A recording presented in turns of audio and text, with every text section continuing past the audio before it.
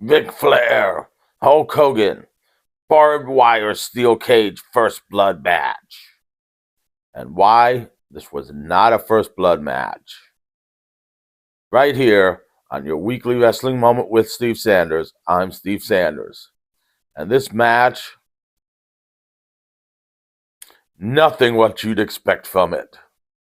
And yet, everything what you'd expect from WCW in 1999. Now, this match started. I don't know how this match started. I forgot to look back up on my research. But Ric Flair had a title shot against Hulk Hogan. Hulk Hogan was the world champion. And Ric Flair put both his WCW presidency, because he was president in storyline at the time, up on the line, along with his WCW career on the line against Hulk Hogan's title. And he said this was going to be a first blood match. Now, they didn't build up the first blood real big during the build up, because they didn't want to mention first blood on WCW TV, because WCW TV was for the little kiddies. It was for the kids. It was a family broadcast. So, they the Tricks Rabbit come out once in a while. They didn't have anything real big, anything real popular. It was kind of PG. It was PG. It was like they'd have like characters like John Cena and they'd have like Superman characters, and they'd have like Disco Inferno on there, and Disco Inferno would disco dance, and everybody would be happy. And everybody loved Disco Inferno. I love Disco Inferno. Disco Inferno was great. Who didn't love Disco Inferno back in WCW? I'm being serious. Disco Inferno everybody loved Disco Inferno. But seriously. So Ric Flair ordered this match to happen and ordered the referee Charles Robinson to use his discretion on calling this match. It was not to end with a little trickle of blood, or a little busted lip, or busted nose, or a little scraped elbow, but to use his discretion when to end this match. Remember that. Use his discretion.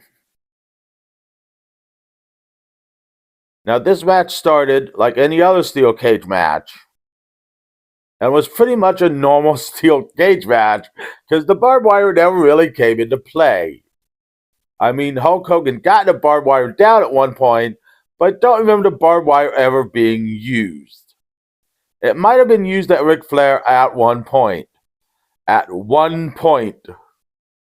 1 point. That's it. That's it for the barbed wire. This was a really bad barbed wire match. It was pretty much just a steel cage match with 1 point of barbed wire, if there was 1 point of barbed wire. Really, the JBL Big Show barbed wire steel cage match was a much, much better barbed wire steel cage match. Along with all the ECW barbed wire steel cage matches, the Japanese barbed wire steel cage matches, and pretty much every other barbed wire steel cage match in existence.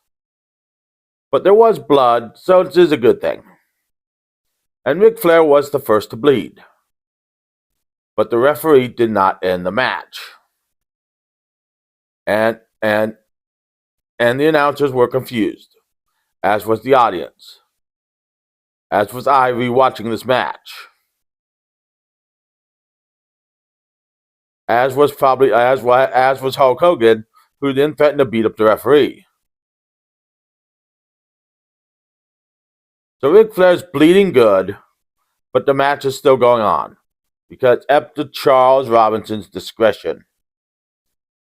So then Hulk Hogan goes for the leg, hits the leg drop, and goes for a pin, and Charles Robinson's like, it's a first blood match. And it's like, he's bleeding. He's clearly bleeding. Why did you call the match?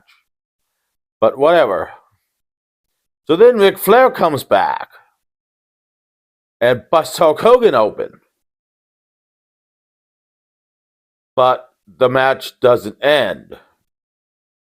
You're thinking, well, he's going to cheat for Ric Flair and Hulk Hogan's busted open, the match is gonna end. No, the match doesn't end. It doesn't end at anyone bleeding. No one bleeding and causes this match to end. I mean, maybe some woman bled in the back, had like her period, and Charles Robinson's like, "Yep, that's the end of the match." Bing, ding, ding, ding. No, nothing bleeding causes this match to end. So then David Flair and Torrie Wilson come down to the ring and start cheering on Hulk Hogan. So then Ric Flair goes for a pin, and the ref starts fast counting the pin, but Hulk Hogan kicks out. So then Hulk Hogan goes for a pin, and the ref slow counts the pin, and Ric Flair kicks out. Well, Hulk Hogan's getting mad and threatening to beat up the ref at this point. And the announcers don't have a clue what's going on. Like, not a freaking clue. No one has a clue. I don't have a clue. The announcers don't have a clue. The audience doesn't have a clue. No one has a clue what's going on.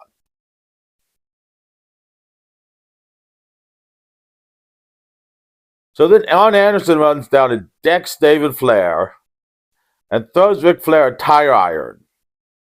And Ric Flair nails Hulk Hogan with the tire iron, puts him in the figure four, and Hulk Hogan's shoulders are down, and the ref counts 1, 2, 3.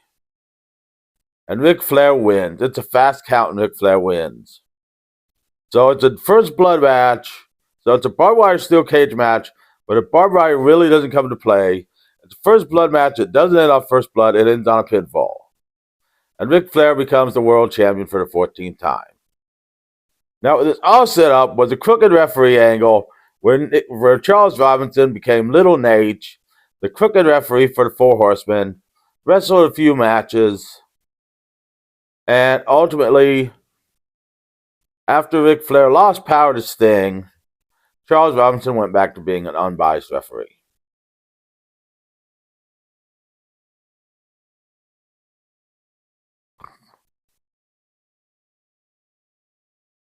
So that was pretty much the match, and voila. I highly recommend watching this match because it is the most confusing fucking thing you will ever see. As I said, it is a first blood match. It doesn't end on bleeding. It's this barbed wire steel cage match that doesn't have hardly any barbed wire shots, and it is confusing as fuck to watch. Even the announcers don't know what's going on. And the fans are just cheering for it. And they're just like, well, we don't know how this is going to end, but it's got to end somehow. So here's a word from my sponsor. Want to heat up a plate but not actual food? Melt a plastic plate while keeping the food ice cold? Heat up the outside of a bowl scalding hot while keeping your soup ice cold. Get a microwave. It can do all that and more and make popcorn. The only thing that what it will do is heat up the plate and not the food. So buy a microwave today.